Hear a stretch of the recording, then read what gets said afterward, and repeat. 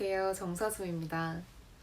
저희 집에는 참된 보호자상과 환자를 좀 더 힘들게 하는 보호자상 두 가지 유형이 다 있는데요. 참된 보호자상은 저보다 2살 위인 친오빠예요. 반대로 저를 더 힘들게 한 보호자상은 미안하지만 우리 엄마입니다. 처음 조직검사 결과를 보러 간 날에 저희 어머니 아버지랑 같이 갔었어요. 저는 그때 개투수를 받고 중환자실에 있을 때 교수님께서 미리 막성일 거다라고 말씀을 해주셨기 때문에 이미 알고 있었지만 그래도 막상 암 선고를 받게 되니까 감정이 주체가 안 되더라고요. 그전에는 가족들 앞에서 운 적이 단 한 번도 없었는데요.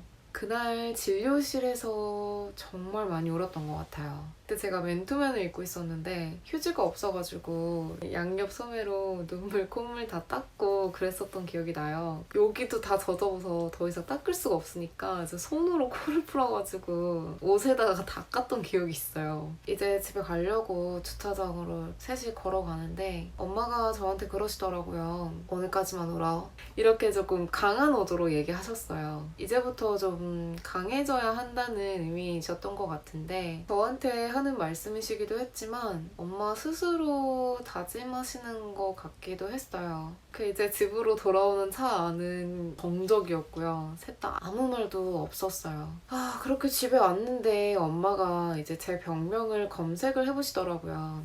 지금은 어떤지 모르겠는데 그 당시에 검색을 했을 때 딱 처음에 나오는 게 생존율이었어요. 엄마께서 그걸 보고 그 자리에 주저앉아서 우셨었어요. 저희 엄마는요 진짜 여린 분이에요. 저를 더 힘들게 한 보호자상을 저희 엄마라고 했던 거는요, 엄마가 제 앞에서 정말 많이 우셨고 많이 힘들어 하셨어요. 제 앞에서도 그러셨으니까 뒤에서는 아마 제가 가늠하지도 못할 정도로 많이 힘들어 하셨을 거예요. 저는 그런 엄마의 모습을 보는 게 사실 너무 괴로웠어요. 불효하는 것 같았고 죄 짓는 것 같았어요.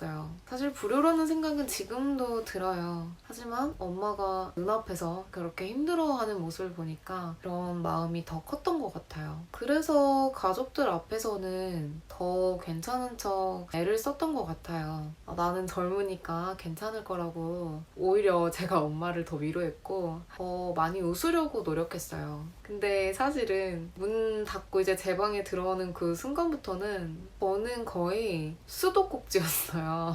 우는 것도 그냥 이렇게 또르르 우는 수준이 아니라 거의 숨 넘어가듯이 꺽꺽대면서 울었었어요. 밖에 소리가 들릴까봐 이불로 입 틀막이라고 하죠. 입 틀어막고 울었었던 것 같아요. 아마 엄마는 모르실 거예요. 그 당시에 엄마가 저한테 이렇게 말씀하시더라고요. 너가 나보다 낫다. 어떻게 그렇게 의연할 수가 있냐고. 딸이지만 존경스럽다? 뭐 이렇게 말씀을 하신 적이 있는데 사실은 아니었답니다. 그때 한 일주일 정도 그렇게 울었던 것 같은데 그러면서도 방문 열고 방만 나가면 그렇게 괜찮은 척 애썼던 게 나 때문에 우는 엄마를 보는 게 그게 더 훨씬 힘들었거든요. 또 저희 엄마는요, 소위 말하는 암 환자에게 좋지 않은 행위를 제가 하고 있을 때마다 저한테 애원을 하셨어요. 표현이 좀 그렇긴 한데 이보다 적절한 말을 못 찾겠어요. 예를 들어서 제가 드라이기로 머리를 말리고 있으면 갑자기 문이 벌컥 열려요. 그러면 엄마가 거의 울 것 같은 얼굴로 드라이기 쓰지 말라고, 전자파 안 좋으니까 쓰지 말라고, 또 전자레인지를 쓰고 있으면 전자파 안 좋아, 플라스틱 물통으로 물을 마시고 있으면 플라스틱 쓰지 마, 핸드폰 하고 있으면 핸드폰 하지 마, 이런 거 아니면 암에 좋다고 알려진 음식들이 있잖아요. 뭐 버섯 끓인 물, 각종 약재들, 뭐 즙 이런 것들, 이걸 주시면서 암에 좋대, 이렇게 항상 울 것 같은 애원을 하셨어요. 근데 이게 하지 말라고 얘기를 했는데 제가 말을 안 들어서 이렇게 된 게 아니라, 그러니까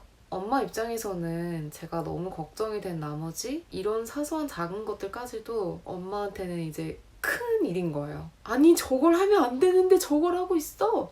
이런 느낌인 거예요. 항상 좀 이렇게 저를 대하셨어요. 근데 저는 어머니가 이러실 때마다 사실 미칠 것 같더라고요. 이제 어느 정도 저도 마음을 추스리고 잘 지내고 있다가도 뭔가 큰일이 났다는 듯이 이렇게 하니까 그 순간순간 아, 내가 아픈 사람이지, 내가 정말 죽을 병에 걸렸구나, 이렇게 상기하게 되더라고요. 그래서 저는 생각이나 감정들을 엄마한테는 털어놓을 수가 없었어요. 그냥 언제나 엄마 앞에서는 괜찮은 척, 밝은 척 애써 실은 연기죠. 연기를 했던 것 같아요.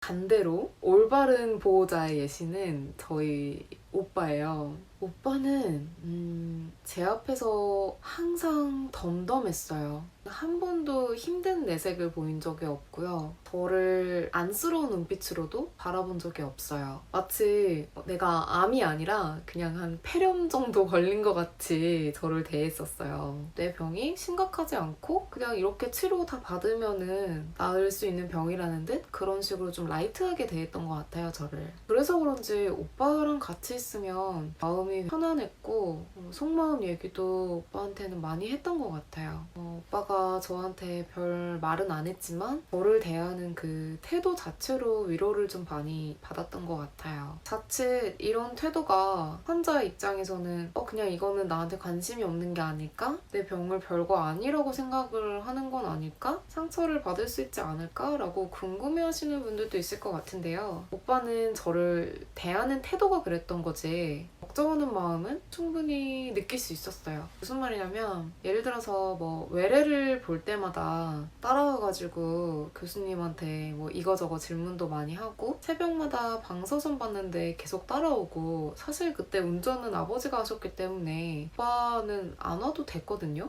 사실 안 오길 바랬어요. 굳이 뭐 있을 필요 없는데 괜히 고생하니까. 근데 굳이 꼬박꼬박 그렇게 한 달 동안 매일매일 같이 갔었고요. 인터넷도 뒤져가면서 정보 수집도 하고 저한테 티는 안 내는데 조용하게 뒤에서 받쳐주는 조력자 같은 느낌이었어요. 그래도 제 앞에서는 너무 덤덤해서 몰랐는데 나중에 어머니가 저한테 말씀해 주시기를 저 없을 때 오빠가 많이 울었다고 하더라고요. 물론 사람마다 받아들이는 게 다 다를 수 있지만 그냥 덤덤하게 대해주는 게 저는 제일 좋았던 것 같아요. 옆에서 막 울고 힘들어하면 그걸 보는 환자는 더 힘들어요. 그리고 또 긍정적인 생각을 할 수 있도록 밝은 분위기를 만들어 주시는 것도 중요한 것 같아요. 언제 한 번은 오빠가 어디서 되게 긍정적인 정보를 찾아서 저한테 얘기를 해주더라고요. 그게 되게 힘이 됐었어요. 아마 오빠가 찾아보면서 정보가 10개 있으면 10개 중에 9개는 안 좋은 말이었을 거예요. 나도 이미 다 찾아본 거니까. 어떻게 거기서 이제 한 개를 찾아온 거예요. 그 한 개를 찾아와서 저한테 말을 해주더라고요. 저도 알면서도 그 한 개가 굉장히 힘이 되더라고요. 나도 모르게 나는 괜찮아, 살 수 있어, 나을 수 있을 거야 라는 그런 생각이 조금 심어지는 것 같아요. 사람은 또 긍정적이고 좋은 것만 보려고 하는 경향이 있잖아요. 저도 그랬던 것 같아요. 안 좋은 얘기들이 수십 가지 있어도 그냥 좋은 거 한 가지라도 있으면 그걸로 희망을 많이 얻었던 것 같아요. 다음 편에서는 가족들 입장에서 말고 친구 입장에서 암 환자를 어떻게 대해야 될지에 대한 영상을 한번 찍어볼게요. 영상 봐주셔서 감사합니다. 그럼 오늘도 행복한 하루 되세요.